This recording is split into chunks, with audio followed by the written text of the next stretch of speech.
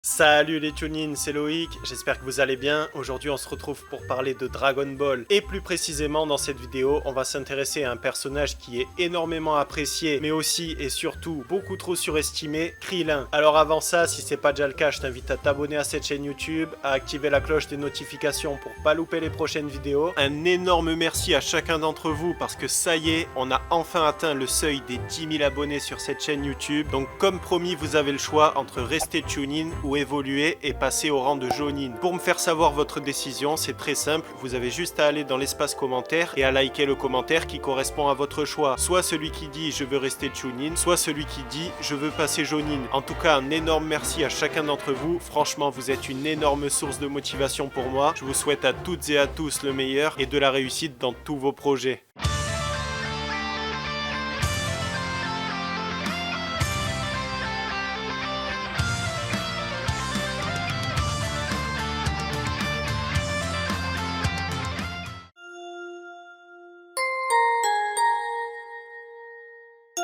Krillin ou Kuririn pour les intimes, c'est le meilleur ami de Goku. Et il a un énorme mérite, c'est que le mec il a toujours été là dans n'importe quel arc de l'histoire. Que ce soit au tout début avec les Tenkaichi Budokai, à l'arc Saiyan avec Nappa et Vegeta, avec Cell, avec Boo, etc. etc. C'est un personnage qui est vraiment très attachant et qui nous donne de très belles leçons de vie. Malgré ça les gars, arrêtez de me dire que Krillin a surpassé le niveau de Super Saiyan God. En général les gens qui disent ça se basent bien sûr uniquement sur l'animé de DBS, où il est vrai que Goku en Super Saiyan Blue semble avoir galéré contre Krillin. Krillin qui s'est entraîné même pas 10 jours en vue du tournoi du pouvoir. Alors ok, pourquoi pas, mais dans ces cas-là, j'ai une question pour Krillin. Mec, sérieusement, qu'est-ce que t'as foutu? Pendant un an, tu t'es entraîné avec la Z-Team pour pouvoir affronter les Saiyans. Tu te fais one-shot par Nappa, et là tu vas me faire croire qu'en 10 jours, tu arrives à te hisser au rang de Super Saiyan God? En fait, clairement, t'aurais pu one-shot Cell, parce que Cell aussi avait donné une période de 10 jours pour s'entraîner avant son tournoi. Donc pourquoi t'as laissé la Terre en péril alors que t'avais le pouvoir de la sauver? J'en viens à me demander si t'es vraiment aussi gentil que tu veux le faire croire.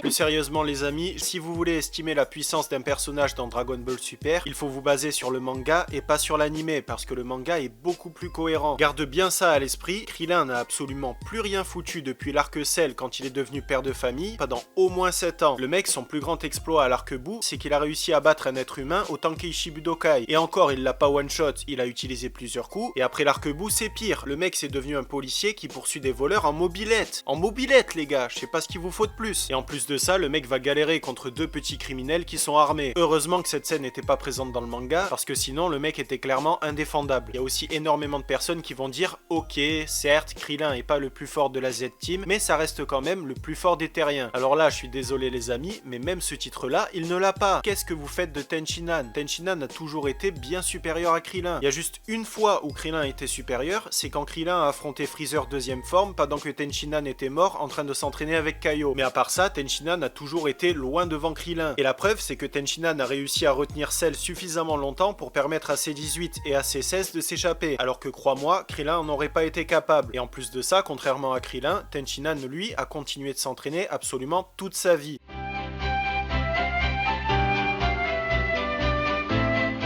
Donc maintenant on va se faire un petit récap de toutes les données qu'on a sur Krillin depuis le tout début de Dragon Ball. Déjà au début du manga, on sait que Krillin a réussi à faire le 100 mètres sprint en 10,4 secondes. Donc déjà on sait que pour un terrien, Krillin a un énorme potentiel de base. En plus de ça, Krillin est vraiment très agile et il possède des facilités à esquiver les attaques. On le voit par exemple quand il va affronter Goku. Goku va même lui dire qu'il a été impressionné par son esquive, et on le voit aussi quand il esquive les coups de Nappa. Même Vegeta à ce moment-là va reconnaître les facultés de Krillin. Une autre particularité de Krillin, c'est que quand même la plupart du temps, il arrive à créer des techniques qui sont très utiles et très efficaces, comme par exemple la morsure du soleil qui va lui sauver la vie contre Doria, Freezer, etc.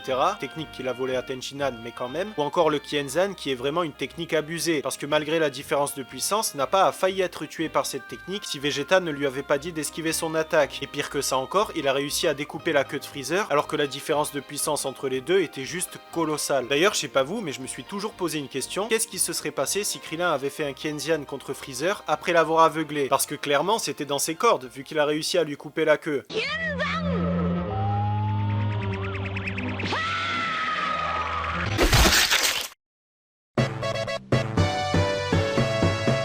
Concernant sa puissance, après la venue de Raditz, Krillin est à 206 unités au repos. Après un an d'entraînement avec la Z-Team, il est à peu près à 1100 unités au repos et environ à 1770 à pleine puissance. Ce qui va lui permettre d'ailleurs de zigouiller 4 des Saibaman qui avaient la puissance de Raditz en une seule attaque. Sur Namek, après s'être fait révéler son potentiel de puissance par le grand chef, il dépasse les 10 000 unités. Par la suite, il va même réussir à tenir tête à Ginyu qui avait volé le corps de Goku et qui avait une puissance de 23 000 unités. Alors à partir de là, malheureusement, on n'aura plus de données officielles qui nous permettent d'évaluer avec précision la puissance de Krillin, on ne peut faire que des suppositions. On sait qu'il reste très inférieur à Freezer deuxième forme qui avoisine le million d'unités. Par la suite, avec l'arc cyborg, Krillin va être complètement dépassé par C20 qui est moins fort que Piccolo qui n'avait même pas encore fusionné avec le créateur des Dragon Ball. Et Krillin ne va plus s'entraîner jusqu'à DBS à l'annonce du tournoi des univers. Donc en gros, non seulement Krillin n'a pas la puissance d'un Super Saiyan God à ce moment-là, mais en plus le Krillin de DBS est très inférieur au Krillin de DBZ qui lui-même est beaucoup moins fort que C20. Alors là, je suis sûr qu'il y en a plein qui vont me dire tu dis n'importe quoi, on a vu Krillin s'entraîner avec Pekuan à l'arc-bout, il a dû devenir beaucoup plus fort depuis, etc. etc. Alors déjà, le passage où il s'entraîne dans l'au-delà, c'est un rajout de l'animé, et même si c'était pas le cas et que cette scène était aussi présente dans le manga, je vous rappelle quand même un détail important, Krillin s'est fait tuer par Super Buu le jour même où Goku l'a battu avec le Genki-Dama. Donc en gros, en 3 ou 4 heures à peine d'entraînement, Krillin n'a même pas pu se hisser au niveau de Super Saiyan et encore moins au niveau de Super Saiyan God. Et Goku dit lui-même dans le manga que C18 est beaucoup plus puissante que Krillin. Et on sait plus ou moins le niveau de C18 grâce à son combat contre Goten et Trunks. Donc même si on aime beaucoup Krillin, on a la preuve par A plus B qu'il est beaucoup moins fort que C18, qui elle-même est moins forte que Goten et Trunks en Super Saiyan.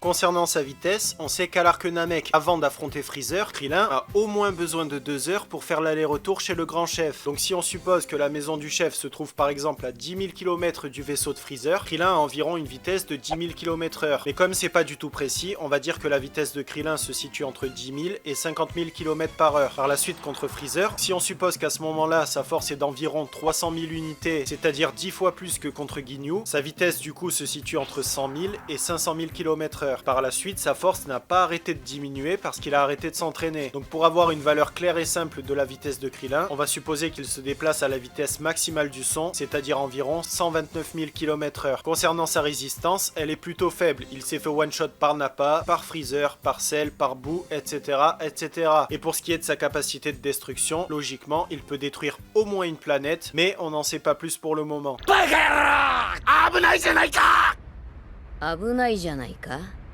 危ないのはお前たちじゃないか。